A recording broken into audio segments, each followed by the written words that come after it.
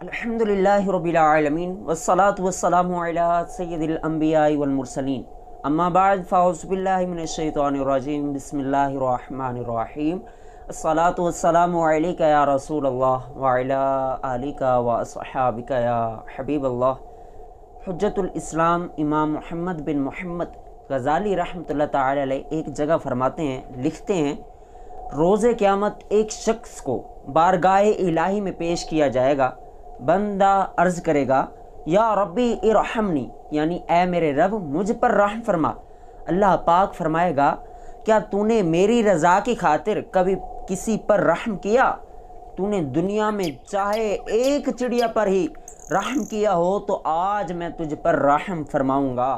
अल्लाह अल्लाह, ए आशिक़ रसूल, कैसी सबक आमोज़ रिवायत है कि रोज़े क़यामत जिस खुश नसीब को अल्लाह पाक की रहमत नसीब हो गई उसके तो वारे ही न्यारे हो जाएंगे। यकीनन जिस पर रहमत बरस जाएगी वो इंशाअल्लाहुल करीम जन्नत का हकदार करार पाएगा। और वो रहमत मिलेगी किसे? जिसने दुनिया में किसी पर रहम किया होगा। अब हालात बदतर हैं। लोग बेचारे बेजुबान जानवरों पर ऐसे ऐसे जुल्म ढाते हैं कि अल अमान वल हफीज़।